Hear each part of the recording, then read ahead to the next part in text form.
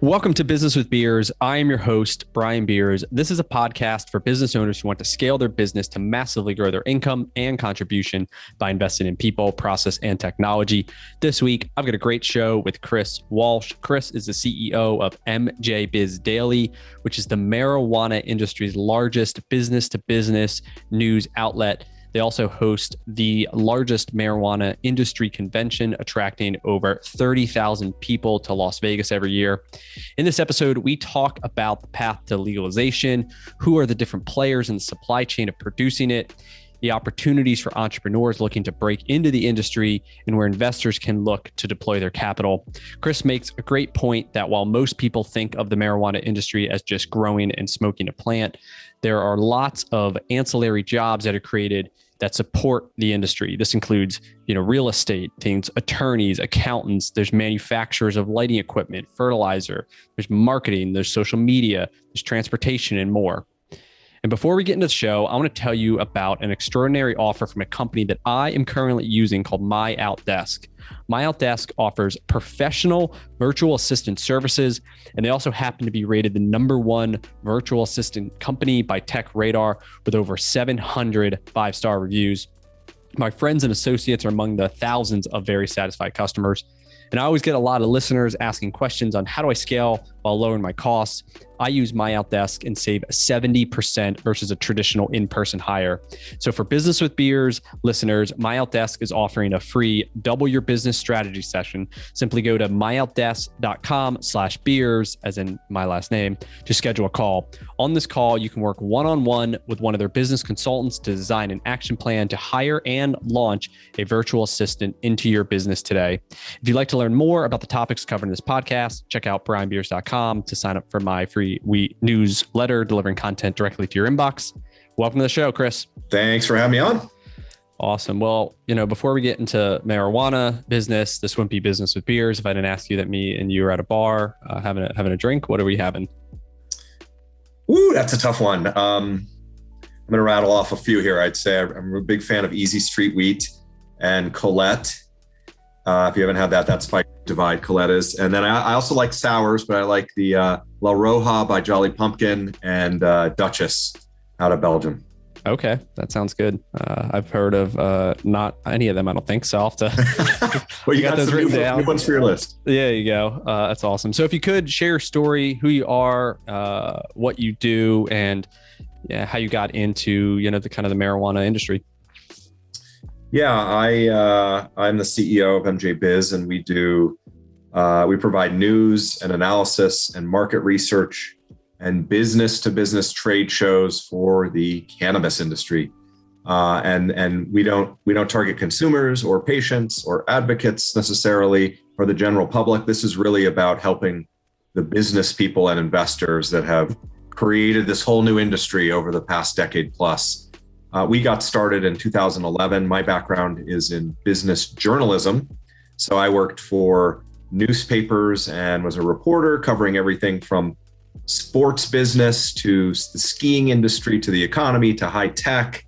And then I lived in South Korea. And when I moved to South Korea, there were no medical marijuana dispensaries in Denver, which is where I'm from. And when I came back 2 years later in 2011, there were more dispensaries in Denver than Starbucks. Oh, wow. So the whole industry kind of came out of nowhere while I was gone. And the two co-founders of this company hired me to help launch what became MJBiz. And so we started, providing kind of business intelligence like a traditional trade publication. And then that grew into this big trade show that we run in Las Vegas. Okay. And that's where we bring the entire industry together. Okay. Is it like one of the largest marijuana focused trade shows? Oh, it is the largest. Okay. My journalism background prevents me from saying, using euphemisms or superlatives when it comes to us. So it is the largest. I'm not just saying that. In 2019, before COVID, we got about 33,000 attendees, and we had about 1,100 exhibitors at the Las Vegas Convention Center. Okay. So that's significant. Yeah. Massive trade show. That's awesome. So let's talk about first, I guess, legalization and what is, I guess maybe you can kind of give us a landscape of where it's at now. I know a lot of different states have medical, legalization and a number of going recreational. Maybe you could start by that and kind of then where it is today and then where you see in the next 3 to 5 years, like what the landscape's going to look like. Yeah. So when we started the business in 2011, we had no idea if this industry was going to be around in a year or two, because it's still legal today, and it was back then. The stigma was much bigger back then, and no one knew if there were going to be raids. Yep. There were raids by the federal government, and no one knew how this was going to work. So at that time, there were about a dozen states that had legalized medical marijuana. The voters had done that over several years. And entrepreneurs started saying, okay, it's legal in my state, I'm going to open up businesses. So that's how the industry kind of formed. And what we've seen since then is, if you go over the last decade, now we have 38 states, from versus a dozen, 38 states that have legalized medical marijuana, plus Washington, D.C. And you have 19 states that have legalized recreational or adult use marijuana, 19 now. Wow. DC, not federally, but the jurisdiction of DC has legalized both.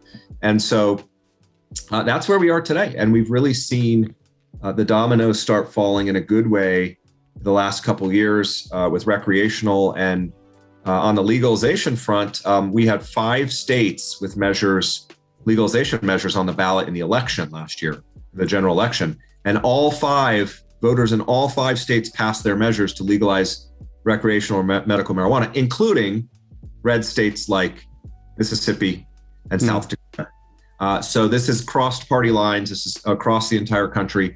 And since then, when we talk about legalization, we've had a handful of states legalize through their legislative process, including New York, recreational marijuana, Connecticut, New Mexico, Virginia, and then you've had Alabama legalize medical. So that's where we stand today. On legalization. The federal government still considers marijuana a Schedule I drug, up there with heroin. Yep. Even though most of the population in the country lives in a state now that has legalized some form of marijuana, the federal government says this is one of the worst things that you could ever put in your body, and it's illegal, but it looks the other way and doesn't really target the industry. And so that's where we are. And as we look forward, more states are lining up to legalize, either through their legislatures or through the ballot box. And so we expect this continued legalization train to gain steam until eventually you have the map all green, colored green, with states that have legalized. And maybe then the federal government will do something. There are attempts to legalize marijuana federally, or to reschedule it into a different category, or to decriminalize it, or to fix a terrible situation for the industry and banking. But there's a lot of opposition still. Do you think Biden will get it done while he's still the president? Well, Vice President Harris came out before the election saying that she supports decriminalization. And that was positive. Biden, unfortunately, is stuck in kind of this old mentality that is still prevalent, really only in some deep red states, some rural areas, and in the halls of Congress, that marijuana is this evil devil's lettuce type thing that harms society and gets everyone to where they can't concentrate and they're walking around on the streets, zombies, not working. And so he really hasn't been a champion for it at all. And in fact, he came out at one point during the campaigning and had to reverse what he said, because he said, I don't think it should be legal. And there was an uproar because all the states that support him have legalized. Anyways, I don't know if he's going to get anything done. It's really going to be Congress at the end of the day that does it. There's still a lot of resistance from representatives of particularly conservative states. Yep. What's the tax revenue look like? Like I'm sure they tax the heck out of it, right? This is an interesting part of the industry, is every state handles it differently. So they all have different taxes. In some cases, it's taxed all across the supply chain, from the cultivation to every stop. It's taxed. Every step. Okay. Others, it's just charged at the purchase. And it ranges from a couple percent to 20, 25% or higher. And is what states are trying to do is they obviously want to get enough money to regulate the industry, because you need to, there's regulations around it. you want money to help the community, and you've seen states do that and put that money into schools and roads, and et cetera.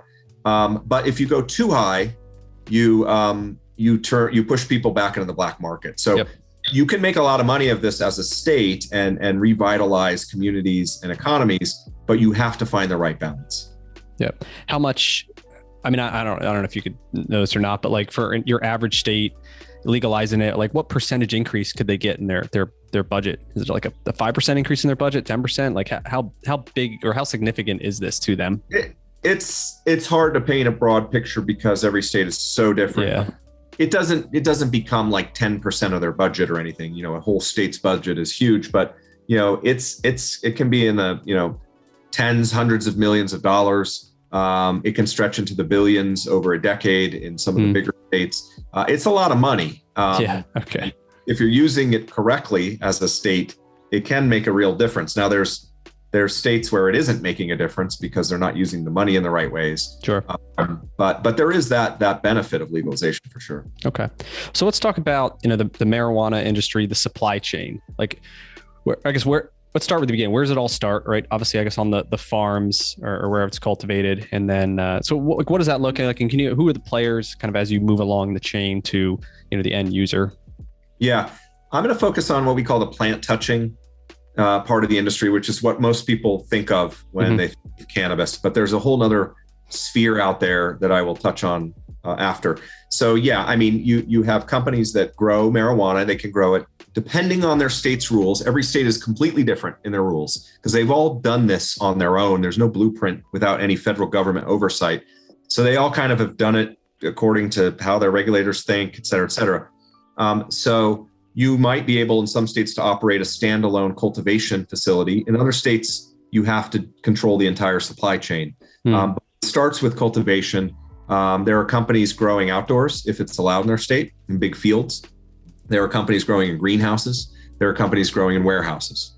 And these can be massive operations depending on the state. And so, you're basically growing marijuana and everything that goes into that. It's like a lot of other plants. Yep. Sure. So it's an agricultural thing and you have to know how to do it. And, there are big players emerging. It is hard to really cross state lines because you can't ship marijuana from state to state. So a lot of the cultivation side is state-based. So the companies are usually mostly focused in one state and that's what they grow for that state. They might control parts of their supply chain, so they might grow for themselves and don't wholesale anything. It's all over the board. So then you have the processors, which may be part of the cultivation operation, it may not. And they take the plant and they can turn it into oils. They can extract oils and you can have kind of like e-cigs, but for marijuana. And you can have it in a little, basically e-cig and smoke it that way. You can use the oil and other extracts and put it in an array of products. So this is the stage where they take that plant and then they take the oils and other parts of it and they develop products from it. So it's not just, if your listeners haven't been and seen what's going on with this industry, flower or the part you smoke is only a part of it. It's the majority still, but what you've seen is this innovation. So you walk into a recreational store in many states and it's marijuana infused gummy bears, chocolates, mints, bath bombs. The list goes on and on. It looks like a regular kind of almost like a convenience store in some cases. Okay. With brands. So that part of the industry makes those types of products. And then you have the retail side, which is obviously the most front-facing part of the industry. And that's where you have dispensaries on the medical side. And these are storefronts. And then we call them kind of recreational stores in rec markets, and they are the retailers and they sell all this product to the consumer or the patient. And you're seeing chains develop both on this side. You're seeing national brands develop as while you can't ship marijuana across state lines, they've gotten creative. They're winning licenses in multiple states using their SOPs, their intellectual property, hooking up with people. And now you have common stores and common products that are in multiple states, just like a Starbucks, McDonald's, et cetera. So you have big players now in these two areas that are in multiple states that have a brand that's known across the country. And that's been an evolution recently. Are they like licensing it or a franchise, or is it kind of like they're just setting up these operations in each state? It's everything. They might own all their own ones, and they try and win a license in Massachusetts or Pennsylvania or California, and then they just kind of replicate what they've done in their home state. In other cases, they find partners who then win the licenses, and they work with those partners to replicate what they've done. In other cases, they look for people in kind of a franchise model. It's all over the board. And I'm sorry, you can keep going. No, go ahead. So who has the biggest margins here in terms of the guys growing it, processing it, or the end retailers? Again, it's all over the board depending on the regulations in your state, the tax structure. It really does vary. And so that's the one thing, the takeaway with the cannabis industry is you can't paint anything with a broad brush. It's so state dependent. But in general, cultivators can have decent margins if you get to scale, especially. But on the other hand, in some states, it's becoming more like a commodity, right? And prices have come down. Infused products, you can sell for decent margins. You can charge a lot for them. So that can be a good part of it. Retail could be the leading sector of the industry, but this federal tax code, I won't go into the details, but basically the retailers can't take the common business tax breaks that every other business in this country can take. So they pay taxes to the federal government. Like what? What's one they can't take? Oh, it's just a whole bunch of standard business taxes that you would have running a business on some of your expenses. So they and this is what many businesses rely on to go forward and to be successful. And so like in marijuana, the government wants, you have to pay taxes. You pay the federal government taxes, even though they say what you're doing is illegal. And even though they don't give you any type of the common tax break, so your profit margins shrink. Now, without this law, which people are trying to get changed, it's called 280E. If marijuana is treated more like a normal business, the profit margins would soar, and it would be a very potentially profitable part of the industry. So like, can they deduct their payroll costs? No. Okay. So they're paying taxes on their sales like we would pay it on our income, our net income. That's basically what you're saying. Like they can't deduct their rent. They can't deduct. Yeah, just like when you go into your taxes to file and you're saying, okay, I donated to this nonprofit and I donated some clothes and I paid my HOA fees and I paid the insurance company, on my mortgage. I paid all that. Like all the costs associated with running the business. You're saying is that at every level? Is that just the retailers? It mostly affects the retailers. Okay. All right. That's crazy then. Yeah. Cause it's a significant part of the business, right? So, this is a $20 billion industry. It generated, according to our estimates, $20 billion with a B dollars at the retail level across the US last year. And is likely going to double in the next couple of years. So, it's not like this tiny off the grid thing. It's a big industry. Yep. Is any tobacco players getting into it in terms of the cultivating side of it? They're trying to. What you find is the mainstream companies absolutely have plans. They're at our show. They're reading our stuff. They've made some small bets in some cases. They're looking into Canada where it's federally legal. You've had some big brands go up there. But the tobacco companies are absolutely in it. Some of them have made some plays. You've got British Tobacco just did some kind of deal to get into the industry. This is a growth area for them. Yeah. They haven't gotten fully in because it's federally illegal. And that's what you hear from most mainstream companies. But I do want to really highlight really quickly, because it's really, really important for anyone listening. The industry isn't just about those parts that we just talked about. Mm-hmm. The whole area that is just as promising, that we call ancillaries. And that's all the companies that serve the industry or develop things for consumers like vape pens. But they don't touch the plant. Like that's what we do. We do media and events. Yep. We touch marijuana. We're not growing marijuana. So there's packaging companies, there's branding companies, there's marketing, lawyers, there's HR, there's lighting equipment for the grows. Like you name it in any other industry, this industry has. And there's a huge sphere of opportunities there and billions of dollars annually that are changing hands. Yeah. So sometimes the governments look at it like a narrow scope of just marijuana, but really it creates jobs and it creates income for like I said, all the supporting of an industry that, up until recently, it was totally in the black market. They're not hiring attorneys, right? And they're not hiring some of these people. So how big is it on the black market side? Like if it was totally legal, recreational, how big would it be? You said 20 billion now, like. Yeah, I hate to throw out numbers because it's such a throwing a dart and seeing where it lands. There's really no way to estimate it. No one talks about it. Obviously, it's the underground market, but I can tell you it's, it is easily, probably 60, 70, 80 billion on the low side if you were to just everything was legal and all that money went to the legal market. Yeah, so it's absolutely. Yep, it's huge. So one of the things you touched on a little bit is the kind of the banking side of it. And from my understanding, it's heavy cash, right? People can't use their credit cards, so they're paying in cash. These businesses, from what I understand, right, none of the major banks, you probably Wells Fargo's of the world, Bank of America's won't take it. And so I guess maybe what's the evolution of that? How did it look when it first started? Would these guys have storage lockers full of cash and they're paying employees and vendors in cash? And I guess what's it maybe look like today? And what's the future there? Yeah, it's crazy to think it's still an issue, but especially in the early days, it was all cash. And so they were, these storefronts were taking money, they were taking cash and they were storing it. There were security issues. Obviously you had to be careful. Some were bringing it to their home. Some obviously had safes. And then you had to go pay your state taxes and you had to you would bring in, bags full of money. I mean, and this wasn't that long ago and it still happens in some cases. What about sales tax, right? That's probably, that's what I'm saying. You're bringing in money to go pay sales tax. Okay. Yep. So you've got to go to your local tax office and pay the money because you don't have it in the bank because no bank will take it.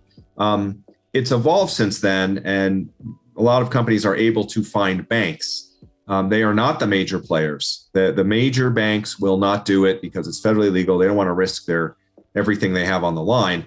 So what you have is there's some specialty banks in various states that cater to the industry. There are community banks. There are credit unions. So the industry has found banks. I think there's 500 or 600 that have said they will serve or they have clients in the industry overall. So it has been relieved a little bit, but it's a big issue. It's mainly for the companies that actually touch cannabis. Like our company, though, we don't touch it, right? We help the industry, we don't touch it. We've even had problems with banks, with credit card processors for our own accounts. It's gotten a lot better, but this is kind of a chronic issue in the industry. Does every state have banks that are willing to take the money? Yeah, they do. And some are public about it. Some say, hey, we're here for the cannabis industry. Others, it's really like on the down low. Yep. Or it's just not something they actively promote. In some cases, it really comes down to your relationship. If you ran another business or you have a good personal history with a bank, they might say, okay, cool, we're going to do it for you. And in some cases, you get the account. In a lot of cases, you get the account. You can have it for years. The wrong person sees it higher up in the company. And wait, what is this? Why are we doing this? You could lose your bank account overnight. Yeah, that's crazy. Yeah, they got to fix that. Hopefully if they do something, right, that's like an easy one, you'd think. We've been saying that for 10 years and they haven't done anything. So for like a budding entrepreneur who wants to get into the marijuana space, where would you direct them now, right? There's tons of different players, right? There's all these niches. What would be your recommendation? I go back to what I was saying. I would figure out what you're good at. You should know it by now. Like, where are your strengths? Where are your passions? What are your skills? What have you been successful in? You can find that in the cannabis industry. Again, it's not just growing. If you know how to grow, great. If you've owned or worked at a retail store, great. Those are obvious angles. If you've developed an expertise in real estate or technology or whatever, that's where people normally don't think. It's like, no, there are needs. Like I said before, every industry has some base needs, and this one has all of them. And if you think about it, what does a retail store need? Well, again, it needs interior design. So if you're in interior design, great. It needs construction and engineering, right? It needs people to work at the front desk. And so it needs marketers. And you can go through each element, each segment of this industry and have the same discussion. Growing cannabis requires greenhouses or infrastructure or lighting or soils or nutrients. It requires back office stuff like finance, HR. All the things another industry needs. So I would say start there. right? And figure out what you're good at and what can translate to this industry. And then the other piece of advice is just you have to learn about the industry, right? It's very hard to just jump into this industry because it's very complicated. Yep. So yeah, you can do it at some levels. If you want to be what they call a bud tender and work at a shop, you can just go apply and hopefully you get it. If you're looking to start a business or go in a different direction, you really got to understand it. So that's what we do. We try through MJBizDaily and our conferences to educate people on how this industry works. But it does take a lot of initial due diligence. So you understand the full opportunities that are out there for you, and you understand how the industry works. Yep. What about for investors who want to be exposed to it? Is it publicly traded companies yet, or is it still kind of private equity, finding the ones to invest in? So you've had a evolution in this regard where the industry couldn't find money for many years because no one wanted to invest in a marijuana company and potentially lose it all or get targeted by the government. Now you have publicly traded companies. A lot of the biggest ones in the US trade in Canada on the Canadian exchanges, which you can buy here because it's fully legal up there. And there are Canadian companies too that people have been investing in that are publicly traded. You have companies here on the NASDAQ and on the New York Stock Exchange. Some of them are like us and they don't touch it. There's software companies. There's Scott's Miracle-Gro is a major, and most people know that name. They've opened up a division just tied to cannabis called Hawthorne. They're publicly traded. So there's a lot of opportunities there. And then there's more institutional hedge fund, Wall Street type investors getting involved. It's not where it should be, but they're taking a serious interest. And then you have kind of those people with $20,000, $100,000, kind of angel type investors. That there's a lot of activity around that where they're putting some money into these startup companies and taking a shot. Okay, great. Let's talk about MJ Biz for a minute. Maybe you could tell me about how you kind of mentioned how it started, but what's the company kind of grown to now? You kind of gave us the preface already. It's one of the largest kind of B2B. You don't really work with consumers. You're an industry data company, right? So all these players that we talked about, they're coming to you. You're kind of sharing the wealth of knowledge. So what's it look like now? Yeah, when we started, it was the two co-founders and I was really the only full-time person kind of working on this and building it. More on the editorial side, really understanding the industry, writing for people in the industry, learning about it. And then we grew into the market research. I grew the journalism team, and I come from a journalism background, and everyone we've hired on that team does too. So that was missing in the industry when we started, that people weren't taking it seriously. There was no reliable source of information to understand all the crazy developments going on, and also to understand how you can be successful in this industry. So that's how we built the company. And then we built, our events, and including MJBizCon, which is our one in Vegas. When we first started that in 2012, we couldn't find a venue that would take us. Now we're in the Las Vegas Convention Center in 2 halls, and they love us there and work very closely with us. So, along the way, we've added staff. We're in the mid 50s now, with the editorial/journalism side being the largest department, but we have sales and marketing. We have IT, we have all the back office stuff. And